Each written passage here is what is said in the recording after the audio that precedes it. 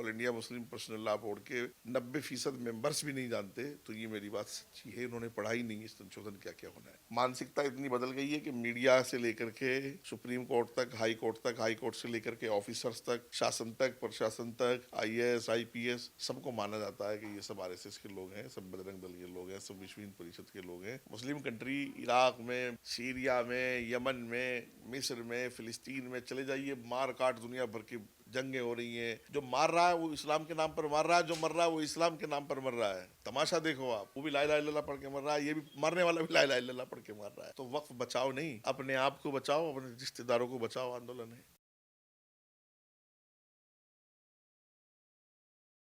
नमस्कार, मैं दीपक शर्मा आप सभी का एक बार फिर से ओ न्यूज़ हिंदी में स्वागत करता हूं। देखिए, इन दिनों वक्फ संशोधन बिल को लेकर पूरे देश में चर्चा है और मेरे हाथ में ये 3 पन्ने हैं जिसमें ये 14 जो संशोधन किए जाने हैं उनकी पूरी लिस्ट है। लेकिन इन 14 जो पॉइंट्स हैं इनको लेकर मैं एक ऐसे शख्स के पास आया हूं जो अपनी बात बड़ी शिद्दत से रखते हैं। इस्लामिक स्कॉलर हैं, वजाहत काशमी जी मेरे साथ मौजूद हैं और इनसे हम जानेंगे कि वक्फ बिल संशोधन को लेकर जो हो हल्ला और शोर शराबा देश में चल रहा है, क्योंकि कल जंतर मंतर पर भी धरना प्रदर्शन दिया गया। जितने भी मुस्लिम तंजीमें हैं तमाम मौलाना वहाँ पर इकट्ठा हुए और मुस्लिमों को जगाने की बात वो कर रहे थे, शाहीन बाग बनाने की बात कर रहे थे। तो इन तमाम मुद्दों को लेकर आया हूँ। मेरे हाथ में आप देख सकते हैं कि 14 पॉइंट्स हैं जो वक्फ बिल संशोधन को लेकर किए जा रहे हैं। लेकिन आपने भी पढ़े होंगे, इनमें एक पॉइंट ऐसा नजर आता है जिसकी वजह से धरना प्रदर्शन करना पड़े मुस्लिम समाज को। देखिए, वक्फ संशोधन बिल के ताल्लुक से मेरी जो अपनी राय एक शुरू से है, जब से Muslim personal law board QR code लेकर के आया है और कई चीज़ें लेकर के आया है, मैं शुरू से ये बात जानता हूँ। चूँकि बहुत काबिल लोगों से मेरी बातचीत हुई है, ऐसे लोगों से मेरी बातचीत हुई है जो बड़े बड़े मौलाना हैं, यहाँ तक के जो धरना प्रदर्शन और इस तरह की चीज़ें ऑर्गेनाइज कर रहे थे। उस वक्त मैंने देखा कि वो QR कोड के लिए प्रोग्राम वगैरह ऑर्गेनाइज कर रहे थे। पढ़ा तो उन्होंने भी नहीं था मेरे लिए। देखिए आप, कमाल की बात, वक्फ में कितने चेंजेस हुए हैं, वक्फ एक्ट में क्या संशोधन सरकार करना चाहती है, वो संशोधन तरक्की का रास्ता है या नहीं है, वो संशोधन क्यों होना चाहिए, कोई नहीं जानता इस बात को। मैं अगर ये कहूँ कि all India Muslim personal law board के 90% मेंबर्स भी नहीं जानते, तो ये मेरी बात सच्ची है। इन्होंने पढ़ा ही नहीं, इस संशोधन क्या क्या होना है। बस मात्र एक बात है, मोदी सरकार संशोधन कर रही है तो समझ लो मुसलमान के लिए खराब बात है, बस। लेकिन मुस्लिम समाज को क्यों मतलब सॉफ्ट टारगेट माना जाता है कि किसी के भी बहकावे में आ जाते हैं, किसी के भी बरगलाने में आ जाते हैं? ना मुस्लिम समाज वर्गलाने में आता है, ना बहकाने में आता है। लड़ाई जो है वो मानसिकता की है। शुरू से देश के बंटवारे से अब तक 2 मानसिकता देश में और देश के इर्द गिर्द पल रही हैं। एक विचारधारा, एक मानसिकता राष्ट्रवाद की है और दूसरी धारा जो है वो राष्ट्रवाद के खिलाफ अपोजिट में है। उसको मैं देश के गद्दार या देश के खिलाफ मुखालिफ लोग, देश के दुश्मन कुछ भी कह सकता हूँ। मानसिकता अब ये हो गई है। वक्फ संशोधन बिल ही को हम लोग थोड़ा इसी पर आगे बढ़ेंगे। मैंने एक बात ये रखी थी कि जब आप QR कोड करने पर आ गए हो तो आप कैंप लगा लीजिए किसी मस्जिद के बाहर, किसी मदरसे के बाहर, और ये बिल जो आप ये 14 पॉइंट लेकर के आए हैं, मैंने उनसे कहा इसको उर्दू में और हिंदी में पब्लिश करा लीजिए, इसकी कॉपियाँ बना लीजिएगा, वहाँ रख दीजिएगा बड़ा बड़ा लगा करके। लोग ईमानदारी से संशोधन को पढ़ें और ईमानदारी से QR कोड करें, ईमानदारी से मेल करें सरकार को। JPC को मेल हो रहे थे उस टाइम, लेकिन पढ़ कर के करें। मैंने ये नहीं कहा पक्ष में करें। मैंने तमाम चैनल्स पर मेरी बात हुई है, जहाँ मैं जा सकता था, जितना मीडिया मेरे पास आ सकता था। देश का कोई लैंग्वेज, कोई भाषा, कोई अखबार, कोई मैगजीन नहीं बची जो मैंने बात न की हो। एक रिक्वेस्ट है, आप जो भी कुछ करना चाहते हैं, मुखालफत करें सरकार की, आपका अधिकार है भाई। आप जो भी कुछ करना है करें, लेकिन पढ़ कर के करें। कल जब मैं जंतर मंतर पर था तो मैंने 2-3 चीज़ें वहाँ नोटिस की कि जो मुस्लिम लोग हैं, ये बिल्कुल बात 100% सत्य है कि वो पढ़कर नहीं आए हैं। तो उन्होंने एक चीज़ बोली कि जो हमारे बड़े बोल रहे हैं वो गलत नहीं बोल रहे होंगे। मतलब उनका वो भरोसा है, जो विरोध प्रदर्शन में आए हैं उनके बड़े, यानी जितने भी मौलवीज़ कह लीजिए, अरशद मदनी साहब हैं, जमीयत उलेमा हिंद के अध्यक्ष, वो कह रहे हैं, तो उनका वो ट्रस्ट है वहाँ पे। और एक चीज़ मैंने और नोटिस करी कि वो मीडिया पे बोलने के लिए तैयार नहीं, क्योंकि मौलाना बोल रहे हैं कि खामोश रहिए, मीडिया का काम है सवाल करना, लेकिन आप खामोश रहिए। मीडिया को लेकर तो शुरू ही से, बल्कि मैं समझता हूँ कि मानसिकता बहुत बदली है, खासतौर से नौजवान की, यूथ की। कोर्ट को लेकर के विश्वास नहीं है। सुप्रीम कोर्ट ने जब राम मंदिर के लिए फैसला दिया तो यही मुसलमान को मैंने कहते हुए सुना कि सुप्रीम कोर्ट बिका हुआ है, सुप्रीम कोर्ट सरकार का है, सुप्रीम कोर्ट आरएसएस का है, सुप्रीम कोर्ट बजरंग दल का है। मानसिकता इतनी बदल गई है कि मीडिया से लेकर के सुप्रीम कोर्ट तक, हाई कोर्ट से लेकर के ऑफिसर्स तक, शासन तक, प्रशासन तक, आईएएस, आईपीएस, सबको माना जाता है कि ये सब आरएसएस के लोग हैं, सब बजरंग दल के लोग हैं, सब विश्व हिंदू परिषद के लोग हैं। और मुसलमान अब ये मान चुका है कि इस मुल्क में तुम 2 नंबर के शहरी, खुद ही मान चुका है। ना उसको सरकार ने मजबूर किया है, ना प्रशासन ने मजबूर किया है, ना आरएसएस ने मजबूर किया है, ना विश्व हिंदू परिषद ने मजबूर, किसी ने मजबूर नहीं किया। किसी हिंदू संगठन ने कोई बात नहीं की, किसी क्रिश्चियन संगठन ने नहीं की, किसी ने नहीं बात की। बस मुसलमान ने मान लिया कि मैं 2 नंबर का शहरी हूँ। कौन से मुसलमान हैं? क्योंकि मुस्लिम तो देखिए आप भी हैं, आपके विचारों में और उनके विचारों में ज़मीन आसमान का फ़र्क है। देखिए, जब हम मन से सोचेंगे कि बंटवारा हमारा मजहब के नाम पर हुआ है, जो नहीं होना चाहिए था। अखंड भारत जो किसी भी भारतीय का सबसे ऊंचा सपना है, आपने उसी की पीठ में खंजर घोंप करके भारत के टुकड़े किए, मजहब के नाम पर किए। वो बहुत दिन आबाद नहीं रह सका, फिर दूसरा मुल्क बांग्लादेश बना, मजहब के नाम पर बना। एक अखंड भारत के टुकड़े 2 बार 50, 60, 70 सालों में धर्म के नाम पर उसको 2 बार बांट दिया गया हो, और तीसरी बार फिर आप वही सबक दुनिया के सामने दोहराना चाहते हैं, तो इसका मतलब आप राष्ट्रवाद के खिलाफ हैं, आपकी विचारधारा राष्ट्रवाद के खिलाफ है। देश को लेकर आपके मन में कोई प्रेम नहीं है, क्योंकि आप अपना वही सबक जो आप पिछली बार दुनिया के सामने दोहरा चुके हो पाकिस्तान और बांग्लादेश की शक्ल में, अब वही सारी रूहें, वैसी जैसे मदनी मुस्लिम पर्सनल लॉ बोर्ड, वही सारी जो है आत्माएं हैं जो अब तीसरी बार भी वही कराने जा रही हैं। और हमारे यूथ को ये समझा दिया गया कि तुम्हारा हक, नौकरी का अधिकार, बिजनेस का अधिकार, सब अधिकार जो है वो राम सिंह और श्याम सिंह खा गए हैं। ये बड़ी गहरी बात काश्मीर जी आपने बोल दी, क्योंकि अखंड भारत को लेकर भी इस देश में कई राय हैं। जैसे आपने अलग वे में ये बात बोली, लेकिन शोएब जमाई जी एक मौलाना है, वो कहते हैं कि अगर अखंड भारत की बात होती है तो 25 करोड़ पाकिस्तान से आएंगे, 25 करोड़ बांग्लादेश से आएंगे, तो ये भारत भी मुस्लिम इस्लामिक कंट्री बन जाएगी। मानसिकता की बात है। हमें कंट्री बनानी है, हमें अगर राष्ट्र से प्रेम है, हमें अगर देश से प्रेम है, तो हम भारत को भारत बनाने की, अखंड भारत बनाने की सोचेंगे कि ये मुस्लिम कंट्री बनाने की सोचेंगे। मुस्लिम कंट्री दुनिया में कुछ कम है। मुस्लिम कंट्री इराक में, सीरिया में, यमन में, मिस्र में, फ़िलिस्तीन में चले जाइए, मार काट दुनिया भर की जंगें हो रही हैं, इंसानियत का कत्ल हो रहा है, दहशतगर्द, और सब इस्लाम के नाम पर हो रहा है। दोनों मुसलमान हैं, जो मार रहा है वो इस्लाम के नाम पर मार रहा है, जो मर रहा है वो इस्लाम के नाम पर मर रहा है। तमाशा देखो आप कि ला इलाहा इल्लल्लाह पढ़ के दोनों, वो भी ला इलाहा इल्लल्लाह पढ़ के मर रहा है, ये भी मरने वाला भी ला इलाहा इल्लल्लाह पढ़ के मर रहा है। देखो, इसलिए मैं कहता हूँ कि भारत जो है ना, खुशबू का देश है। ये वतन जो है ना, खुशबू का वतन है, प्यार का, मोहब्बत का।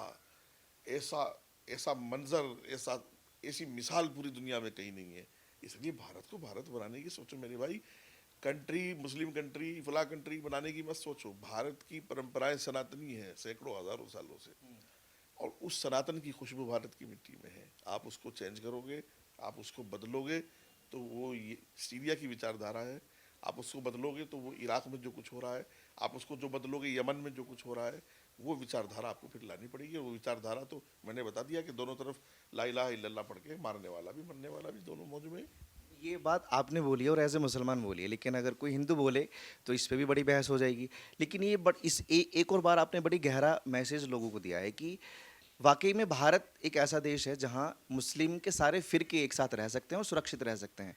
लेकिन बावजूद इसके भारतीय मुसलमानों को ये इन्फॉर्मेशन क्यों उनके जहन तक नहीं पहुंच रही है? सब जानते हैं, सबको पता है कि सऊदी सब हज करने के लिए जाते हैं, दुबई सब घूमने के लिए जाते हैं, कुवैत जाते हैं, लाखों लोग कुवैत में काम कर रहे हैं, बिजनेस करने जा रहे हैं लोग, ओमान में, मस्कत में। कंट्री एक, धर्म एक, कुरान एक, अल्लाह एक, किताब एक, सब कुछ एक। उसके बावजूद भी किसी इमाम को अधिकार नहीं है कि वो अपनी मर्जी से जुमे का खुतबा दे सके। ये भारत है, और इस भारत की पोजीशन ये है कि आप जो है चाय की दुकान पर खड़े हो जाइए, वो प्रधानमंत्री को मशवरा दे रहा होगा। इस भारत की ताकत ये है कि सबसे पिछली लाइन में खड़ा हुआ आदमी भी इस मुल्क में मुख्यमंत्री बन सकता है, एमएलए बन सकता है, एमपी बन सकता है। इस भारत के अंदर इतनी ताकत है। इस भारत के अंदर इतनी ताकत है कि आप 100 करोड़ सनातनियों के खिलाफ ऐलान जंग करके भी अपना धर्म बयान कर सकते हो।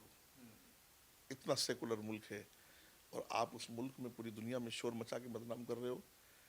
होली पे मस्जिदें ढक करके ये दिखा रहे हो कि हम यहाँ परेशान हैं। पूरी दुनिया को ये बताना चाहते हो कि मुसलमानों की मॉब लिंचिंग हो रही है, जबकि मॉब लिंचिंग तो मॉब लिंचिंग है।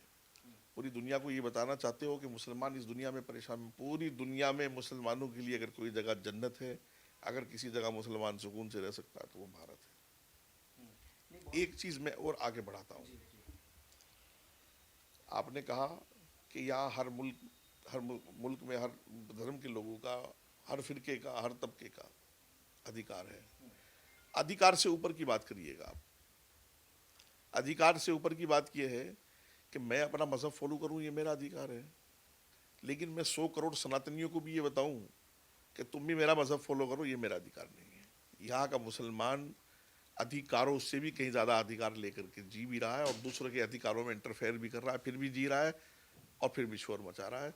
ये एक मानसिकता है जो देश के खिलाफ है, जो राष्ट्र के खिलाफ है, जो वतन के खिलाफ है। इसका कासिम साहब सोल्यूशन क्या है? क्योंकि जितने लोग जंतर मंतर पर थे वो ना पढ़कर आए थे, वो सिर्फ भरोसे पर आए थे कि हमारे मौलाना जो कह रहे हैं वो सच होगा। तो क्या मौलानाओं पर नकेल कसनी चाहिए, या इनका कुछ और सोल्यूशन होना चाहिए कि इस भारत की खूबसूरती बरकरार रह सके? देखिए क्या है, किसी भी धर्म में देख रहा हूँ, जैसे आपने देखा होगा यूपी प्रशासन ने माफियाओं को चुन चुन के ये तो जेल में भेजा है या कब्र के नीचे भेजा है। माफिया हर समाज में, हर फील्ड में एक्टिव हैं, वो मेडिकल लाइन हो, जो भी हो, प्रॉपर्टी। ऐसे धर्म में भी माफिया है। आप सपोर्ट करते हैं योगी सरकार की जो पॉलिसीज हैं, जो नीति हैं? सपोर्ट ही नहीं करता, दुआ भी करता हूँ योगी जी के लिए, ऊपर वाला उनको सलामत रखे। हम यूपी स्टेट वाले बड़े बदनाम थे, कहीं बाहर जाके बताते थे यूपी से आए, अरे अरे अरे यूपी से आए। तो आज हम भी सीना चौड़ा करके बताते हैं कि हम उस यूपी से आए जो पाक साफ यूपी है, जिस यूपी में लूटमार नहीं होती, जिस यूपी में माँ बहनें सुरक्षित हैं, जिस यूपी में चोरी नहीं, डाकू नहीं, भूमाफिया ख़त्म, सब यूपी में लॉ एंड ऑर्डर मजबूत है। आज हम सीना चौड़ा करके कह सकते हैं। बहरहाल बात यह है कि हम लोगों को एक तरीके से सोचना होगा। वक्फ ने हजारों लाखों करोड़ रुपए सरकार से लेकर के खाए हैं, दिया कुछ नहीं है। यहाँ टैक्स कौन दे रहे हैं? तिरुपति के मंदिर, अक्षरधाम, राम मंदिर से अभी 300 करोड़ रुपए का टैक्स आया है। और खा कौन रहा है सरकार से लेकर के? वक्फ बोर्ड, चोरों का अड्डा। और शोर भी कौन मचा रहा है? जिन लोगों ने वक्फ की प्रॉपर्टियां, जोन से मदनी साहब कल वहाँ भाषण कर रहे थे, आप आईटीओ पे जाएंगे, दोनों तरफ मस्जिद हैं आईटीओ पर, पुलिस हेडक्वार्टर के बराबर में भी, और जब दिल्ली गेट की तरफ जाएंगे तो उल्टे हाथ पर भी झील पिया हुआ लिखा बंद।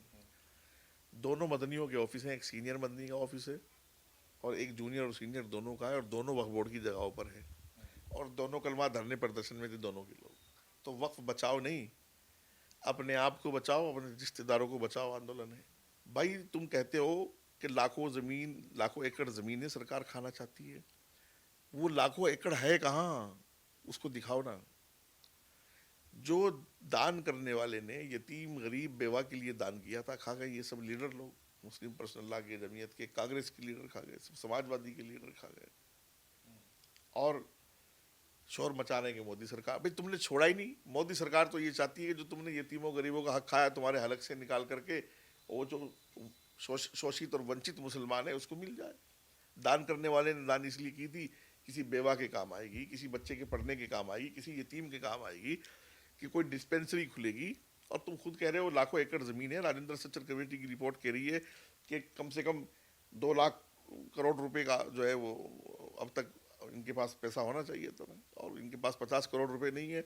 अभी दिल्ली वक्फ बोर्ड ने 13 महीने की तनख्वाह दी है। अगर एलजी साहब तनख्वाह नहीं देते तो दिल्ली वक्फ बोर्ड के इमामों को तनख्वाह मिलने वाली 13 महीने में। अब बता रहे हैं दिल्ली वक्फ बोर्ड में भी हज़ारों एकड़ ज़मीन है। बताइए कहाँ है ज़मीन? यही है कि इसमें सरकार का हस्तक्षेप होगा, गैर मुस्लिमों का जो हस्तक्षेप होगा, फिर इनका जो है बंटाधार जो होता है या खाना पचाना जो होता है वो बंद हो जाएगा कहीं ना वैसे कहीं। अब तक ये सू कर रहे थे, लेकिन अब सुरसुरी सामने आ गई है। कल वहाँ कई स्पीकर्स को मैंने सुना तो उन्होंने सोशल मीडिया पे देखा कि उन्होंने साफ कहा कि हिंदू मेंबर होगा। तो दिक्कत हिंदुओं से है, दिक्कत संशोधन से।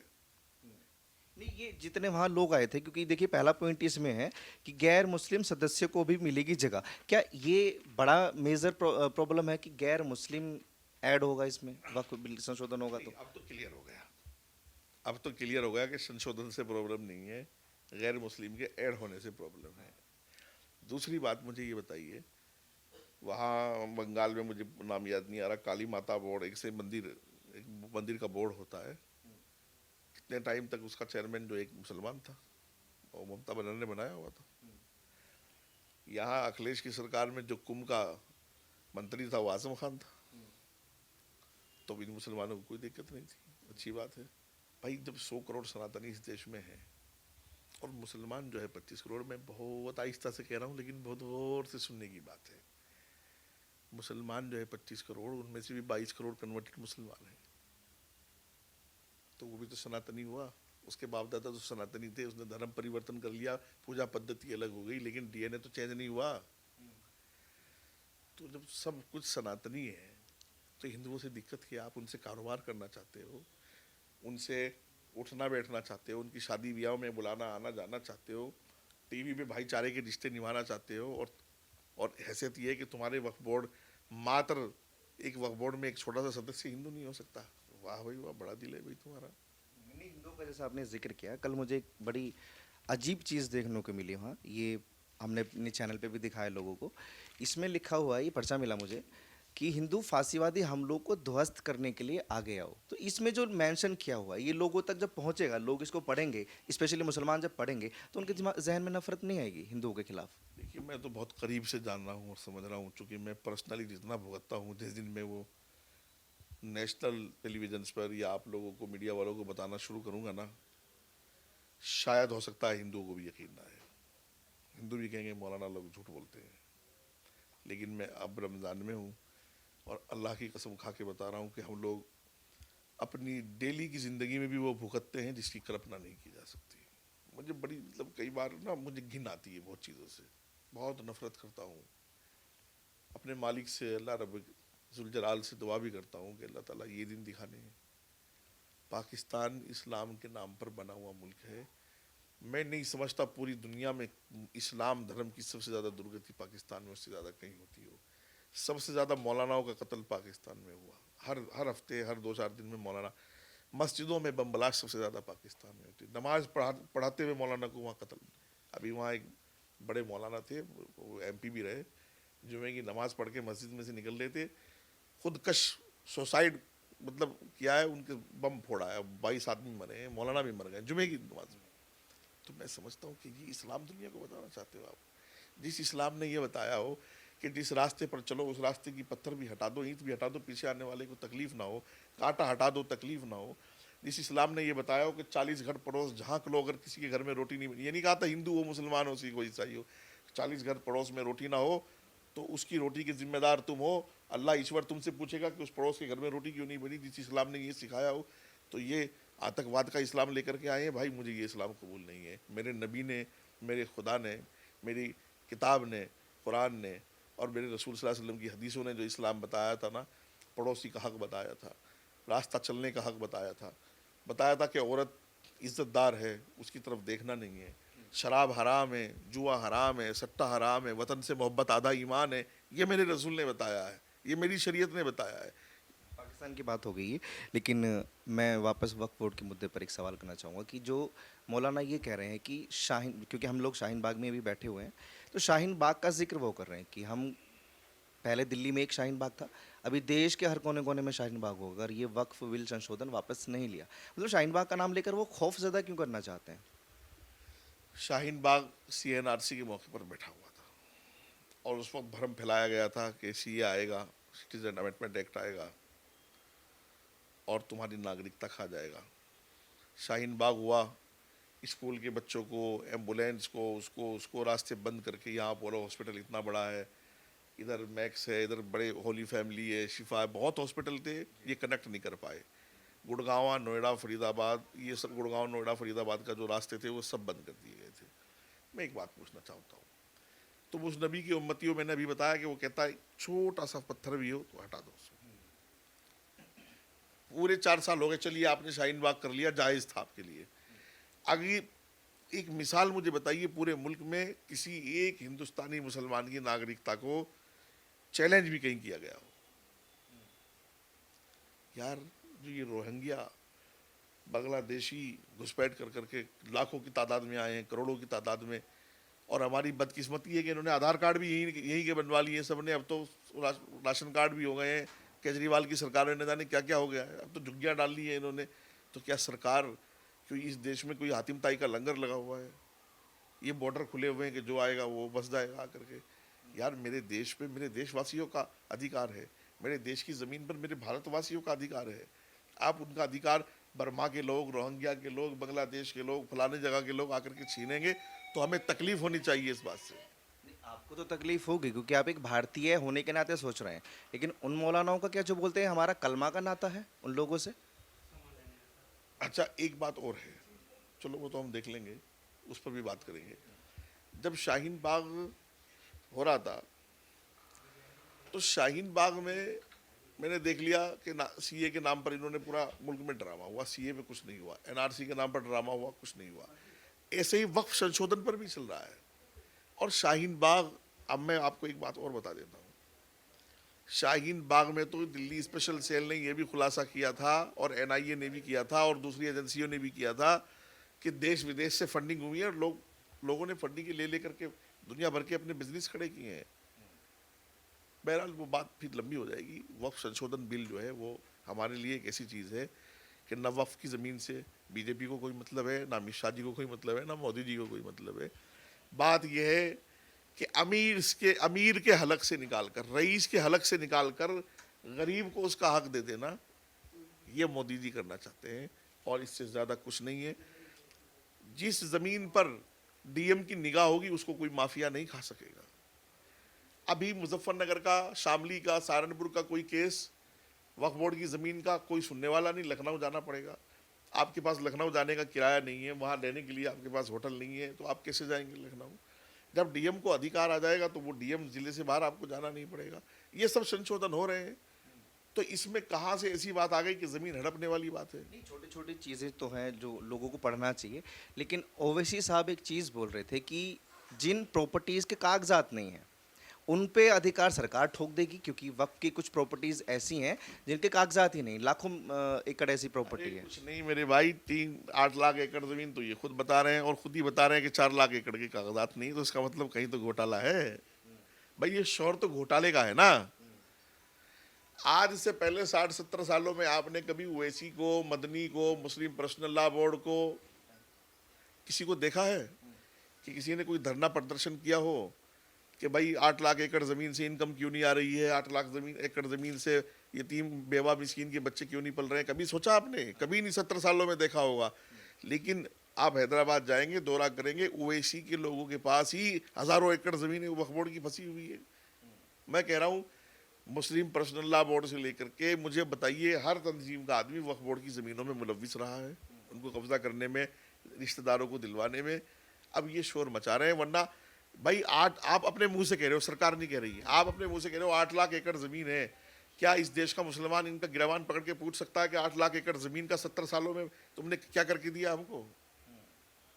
इतनी भी इनकम नहीं कि जो हमारी कौम के बच्चे पढ़ सकते थे। एक आखिरी सवाल अगर मैं लेना चाहूँ तो जो मेरे हाथ में 14 पॉइंट्स हैं, कासिम साहब, इसमें से एक पॉइंट आपको ऐसा नज़र आता है कि भारतीय मुसलमान को इन पॉइंट्स से डरने की ज़रूरत हो? मैं कहता हूँ, हम भारतीय हैं, हमारी हुकूमत है, हमारा देश है, हमारी ज़मीन है, हमारे बाप दादा ने दी है। अगर मैंने मान लिया आपको 14 के 14 पर ऑब्जेक्शन है, ऑब्जेक्शन का रास्ता है सरकार से बात करना। सरकार ने जेपीसी उसी के लिए बनाई थी।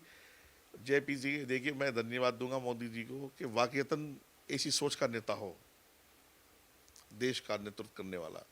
उन्होंने देखा यूपी बहुत बड़ा स्टेट है, यूपी के भी एक ऐसे राजनेता को जिसके लंबा टाइम कांग्रेस में गुजरा है, जो मिलनसार है, जो मुद्दों को हल करने जानता है, जो एक अच्छी खासी आयु होने के बावजूद भी रात के 3-3 बजे तक काम कर सकता है, ऐसे ऐसे इंसान को, जो अच्छे अखलाक का मालिक है, अच्छे किरदार का मालिक है, राजनीति का एक लंबा उसका करियर है, श्री जगदम्बिका पाल जी को जेपीसी का चेयरमैन बनाया। कई बार मैं गया हूँ, मैंने उस इंसान के कोठी के दरवाजे कभी बंद नहीं देखे, पूरा दरवाज़ा खुला हुआ मिलेगा आपको।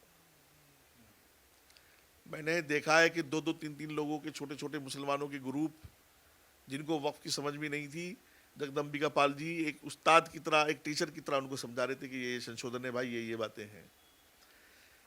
मुझे ये बताइए, आप विपक्ष में खड़ा होना चाहते हैं, ये सरकार से बात करना चाहते हैं, ये मसले का हल तो सरकार से बातचीत करने में है। आपने वहां जंतर मंतर पे ताकत दिखाई विपक्ष की, ममता बनर्जी क्या एमपी आ रहा है, समाजवादी का एमपी आ रहा है, फलाने का है।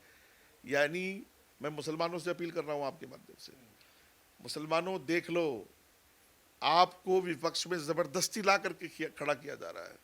सरकार और सरकार की स्कीम, सरकार के फायदों से दूर रहने के लिए, सरकार के एंटी दिखाने के लिए, सरकार के अपोजिट दिखाने के लिए।